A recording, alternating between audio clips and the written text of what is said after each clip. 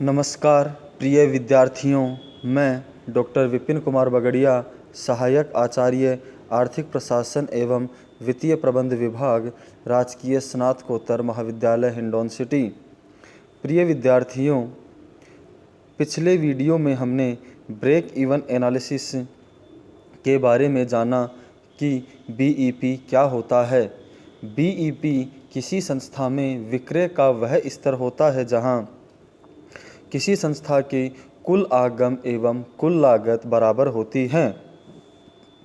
समविच्छेद विश्लेषण करने की 4 विधियां होती हैं: अंशदान विधि, लाभ मात्रा अनुपात विधि, समविच्छेद बिंदु विधि और सुरक्षा सीमा विधि। प्रिय विद्यार्थियों, पिछले वीडियो में हमने समविच्छेद विश्लेषण की 2 विधियों अंशदान विधि एवं लाभ मात्रा अनुपात विधि के बारे में अध्ययन किया। आज के इस वीडियो में हम विद्यार्थियों समविच्छेद बिंदु विधि तथा सुरक्षा सीमा विधि मार्जिन ऑफ सेफ्टी मेथड के बारे में अध्ययन करेंगे। समविच्छेद बिंदु का निर्धारण करने के लिए निम्न सूत्र का प्रयोग किया जाता है: बीईपी बराबर F/PV रेशियो। यहाँ F का तात्पर्य फिक्स्ड कॉस्ट से है, जबकि PV रेशियो से तात्पर्य प्रॉफिट वॉल्यूम रेशियो से है।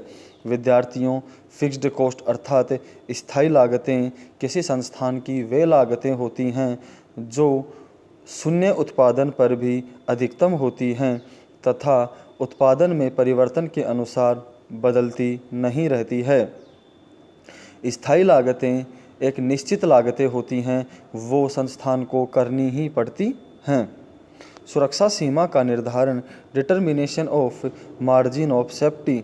सुरक्षा सीमा का निर्धारण निम्न सूत्र की सहायता से किया जा सकता है: मार्जिन ऑफ सेफ्टी बराबर प्रॉफिट बट्टा पीवी रेशियो। साथियों, यहाँ कुछ उदाहरण दिया गए हैं जिन्हें आपको घर पर करना है। लाभ हानि का निर्धारण, डिटर्मिनेशन ऑफ प्रॉफिट और लॉस।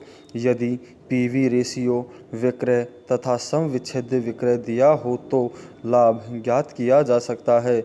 इसके लिए निम्न सूत्र का प्रयोग किया जा सकता है: वेरिएबल कॉस्ट बराबर सेल्स कोष्ठक 1 माइनस पीवी रेशियो।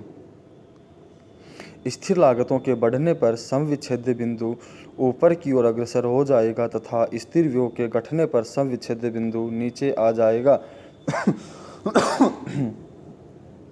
मूल्यों में कमी को पूरा करने के लिए आवश्यक विक्रय मात्रा का निर्धारण, determination of sales volume required to offset price reduction. मूल्यों में कमी को पूरा करने के लिए हमें कितनी विक्रय की आवश्यकता होगी, इसका निर्धारण करने के लिए निम्नांकित सूत्र का प्रयोग किया जाता है: न्यू सेल्स वॉल्यूम बराबर F+P/न्यू PV रेशियो। इच्छित लाभ की प्राप्ति के लिए विक्रय मात्रा का निर्धारण, determination of sales volume to produce desired profit. BEP in units बराबर टोटल फिक्स्ड कॉस्ट बट्टा कंट्रीब्यूशन मार्जिन पर यूनिट। यदि इसे दूसरी प्रकार से भी ज्ञात किया जा सकता है: बीईपी इन रुपीज़ बराबर टोटल फिक्स्ड कॉस्ट बटे 1 minus variable cost per unit बट्टा सेलिंग प्राइस पर यूनिट। जब विक्रय मूल्य तथा परिवर्तनशील लागत प्रति इकाई न दी जाकर कुल विक्रय मूल्य तथा परिवर्तनशील लागत दी गई हो तो समविच्छेद बिंदु की गणना निम्न सूत्र द्वारा की जा सकती है: बीईपी बराबर टोटल फिक्स्ड कॉस्ट बटे 1 माइनस टोटल वेरिएबल कॉस्ट बट्टा टोटल सेल्स। समविच्छेद चार्ट के माध्यम से निम्न चीज़ें प्रदर्शित की जाती हैं: विभिन्न उत्पादन स्तरों पर संभावित लाभ, सीमांत लागतों और स्थायी लागतों के बीच संबंध, सुरक्षा सीमा, उत्पादन की एक निश्चित इकाई पर लाभार्जन में वृद्धि की दर, जैसे प्रति 100 पाउंड पर लाभ में वृद्धि की दर क्या होगी, समविच्छेद बिंदु और अंशदान तथा लाभ मात्रा संबंध, समविच्छेद्य चार्ट को तैयार करना।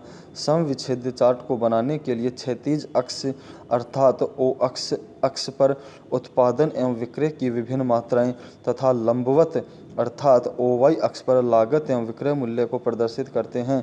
समविच्छेद्य चार्ट बनाने की दो विधियां हैं जिन्हें निम्न उदाहरण द्वारा समझाया गया है। विभिन्न विक्रय मात्राओं पर लाभ की गणना। विभिन्न विक्रय मात्राओं पर लाभ की गणना की आवश्यकता प्रबंधकों को तब होती है जब वे यह देखना चाहते हैं कि किस विक्रय मूल्य पर कितना लाभ होगा तथा कौन सी सर्वोत्तम विक्रय मात्रा होगी जिस पर लाभ सर्वाधिक होगा। विभिन्न विक्रय मात्राओं पर लाभ की मात्रा क्या होगी, इसको जानने के लिए निम्न सूत्र का प्रयोग किया जा सकता है। P बराबर S minus V minus F। P बराबर C माइनस F, क्योंकि S माइनस V को कंट्रीब्यूशन भी कहते हैं। P बराबर सेल्स गुणा PV ratio minus fixed cost. P बराबर सेल्स इन क्वांटिटी गुणा selling price per unit minus variable cost per unit minus fixed cost. एक समविच्छेद्य बिंदु के लिए प्रति इकाई मूल्य की गणना करना। प्रबंध यदि निश्चित समविच्छेद्य बिंदु के लिए प्रति इकाई विक्रय मूल्य ज्ञात करना चाहे तो निम्न सूत्रों का प्रयोग करेगा। कंट्रीब्यूशन मार्जिन पर यूनिट बराबर फिक्स्ड कॉस्ट बट्टा BEP in units. Selling price per unit बराबर contribution per unit plus variable cost per unit. इसके बाद इसके कुछ उदाहरण दिए गए हैं जिन्हें आपको घर पर अभ्यास करना है।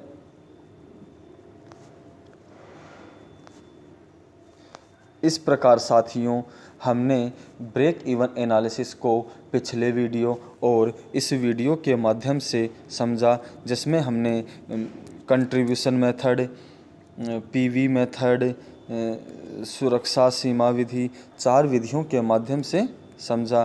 तो एक यदि साधारण शब्दों में समझा जाए तो ब्रेक इवन पॉइंट वह बिंदु होता है जहां संस्था की कुल आगम एवं कुल लागतें बराबर होती हैं।